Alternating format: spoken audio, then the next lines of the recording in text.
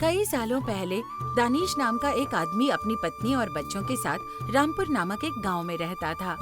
वो हर काम करने में सुस्त रहता था और अपनी विरासत में मिली सारी संपत्ति बेचकर परिवार का भरण पोषण करता था। फिर एक दिन उसकी पत्नी अपर्णा ने उसके पास आकर उससे कहा, सुनिए, जायदाद बेचकर कब तक खर्चा उठाओगे? हमारे बच्चे भी हैं और खर्चे दिन ब दिन बढ़ते जा रहे हैं।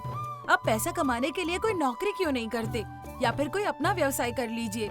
ऐसे ही संपत्ति बेचते रहेंगे तो ये घर भी नहीं बचेगा। अरे रे, आप भी मुझे उपदेश देने लगे। खर्च की चिंता मत करो, मैं जानता हूँ कि मैं क्या कर रहा हूँ। आप बेहतर समझे कि मुझे किसी के अधीन काम करना पसंद नहीं है। मैं किसी भी तरह परिवार का पालन पोषण करूँगा। आपको विरासत में इतनी जमीन मिली थी, आपने खेती की जमीन को टुकड़ों में बेच दिया और खर्च चला लिया। इसके बजाय आप जमीन में खेती कर सकते थे। अब तो हमारे पास बेचने के लिए भी कुछ नहीं बचा। कहीं काम कर लीजिए और परिवार की देखभाल कीजिए। मुझे तो चिंता हो रही है, हमारा क्या होगा? अरे हाँ, मैं समझ गया। मैं किसी भी कीमत पर इस परिवार का ध्यान रखूंगा और इस घर को नहीं बेचूंगा। अब मुझे ज्ञान देना बंद करो। दानिश को अपनी पत्नी पर गुस्सा आया, लेकिन वो व्यक्त नहीं करता। ये उसे ये कहकर शांत कर देता है कि वो काम नहीं करेगा और नहीं करना चाहता।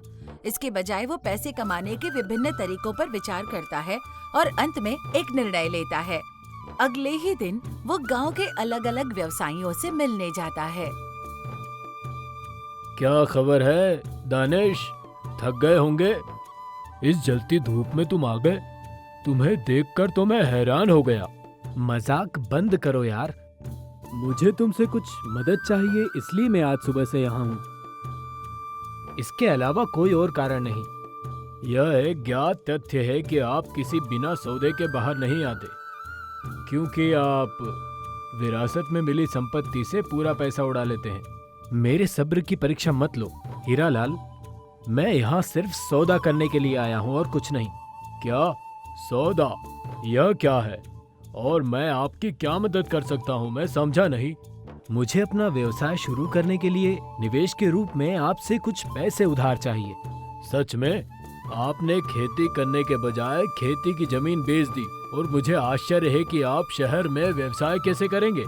संपत्ति बेचना ना बेचना मेरी इच्छा है, आपका इससे क्या लेना देना। हालांकि मैं व्यापार करना चाहता हूँ, इसलिए मेरे पास एक बहुत अच्छा विचार है और मुझे आपकी सहायता की आवश्यकता है। आप करेंगे मेरी मदद?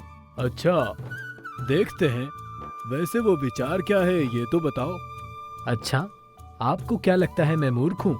मैं अपना विचार तुम्हारे सामने आखिर प्रकट क्यों करूँ?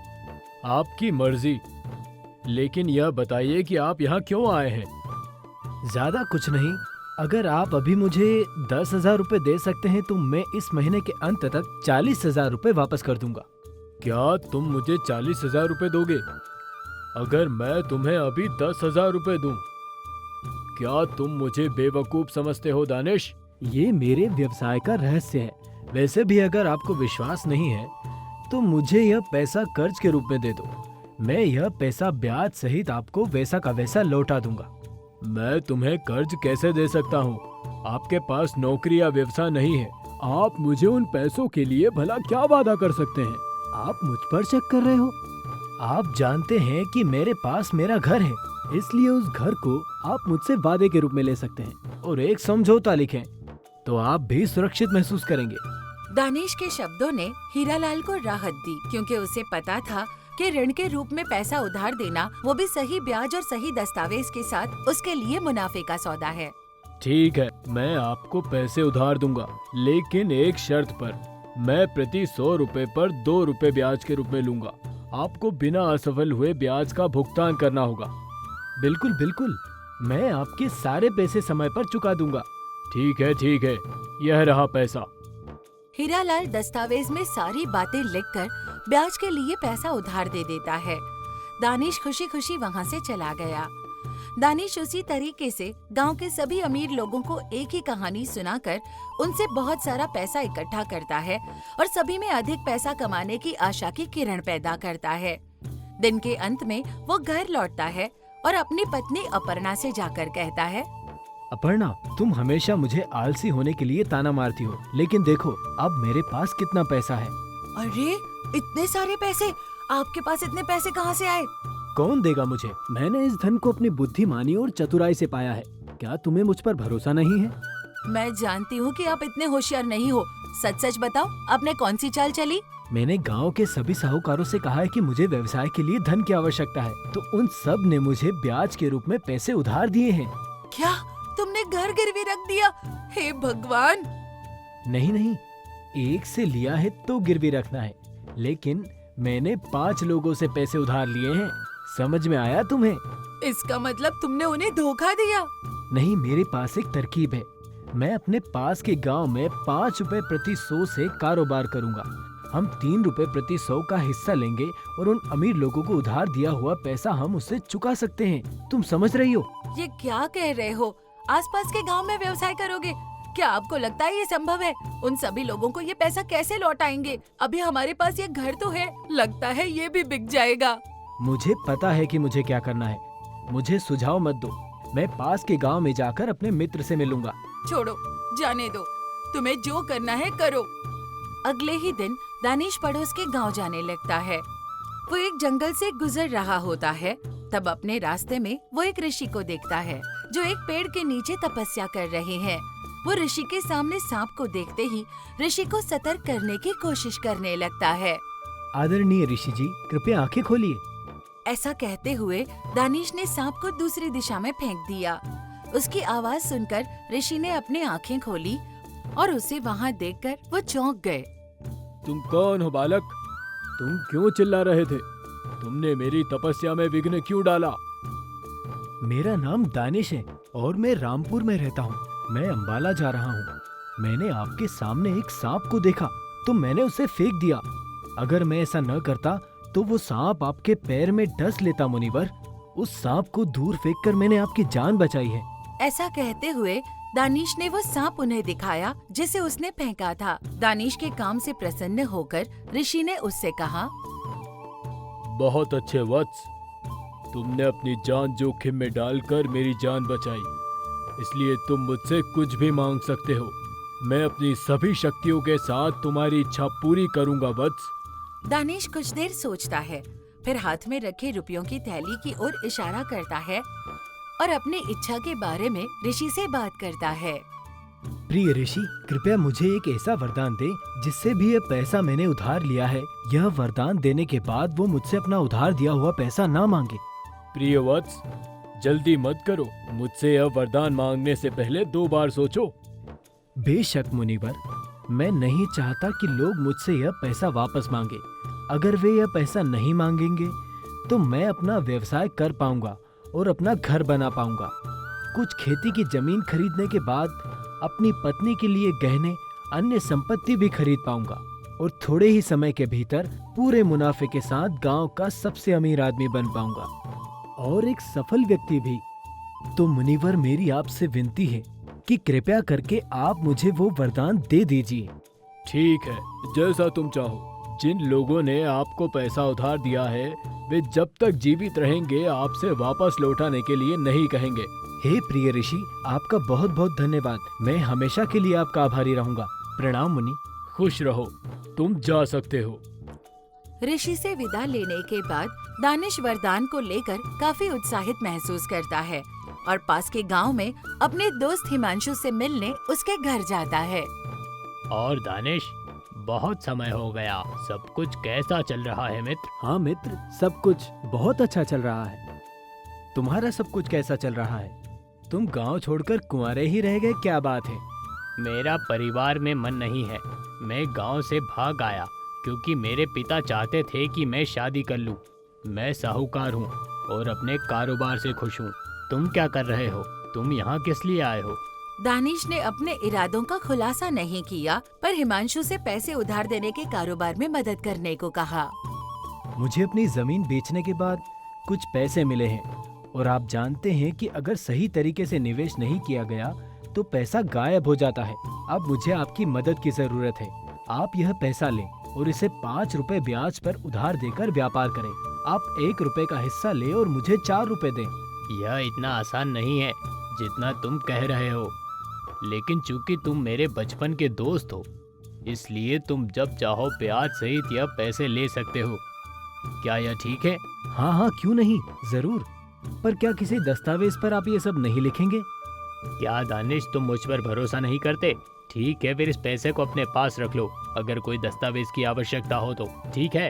अरे अरे ठीक है, ये पैसे ले जाओ और अपने पास रख लो। मुझे जब जरूरत होगी मैं तुमसे ले लूंगा। ठीक है, फिर मिलते हैं।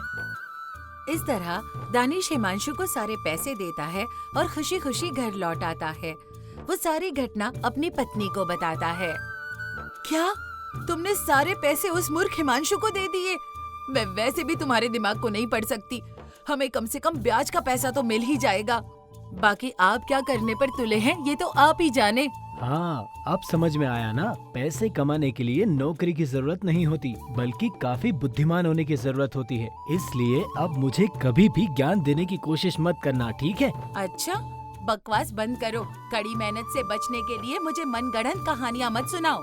अरे कहानियाँ नहीं प्रिय, बस इंतजार करो और देखो कि हम गांव के सबसे अमीर आदमियों में से एक बनने वाले हैं। और कुछ इस तरह दानिश अपने व्यापार करने के विचार से उत्साहित महसूस करता है और सोचता है कि ऋषि के वरदान के कारण कोई साहूकार उसे पैसे वापस करने के लिए नहीं कहेगा।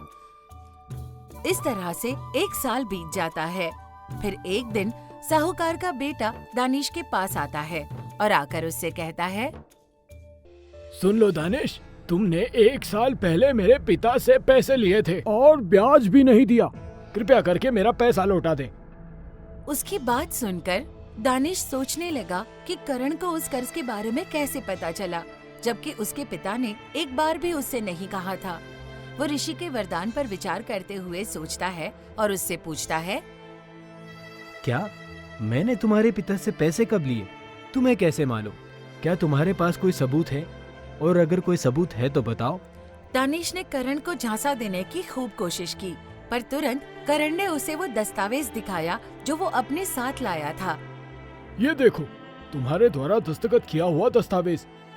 अब झूठ मत बोलो और मेरा सारा पैसा 1 हफ्ते के अंदर मुझे वापस कर दो, वरना मैं तुम्हारे घर पर कब्जा कर लूंगा। दानिश को कड़ी आवाज में चेतावनी देते हुए करण वहाँ से चला जाता है। दानिश इन सभी घटनाओं से हैरान है, क्योंकि सभी व्यवसायियों के बेटे घर आए और दानिश को 1 हफ्ते के अंदर कर्ज चुकाने की चेतावनी देकर चले गए।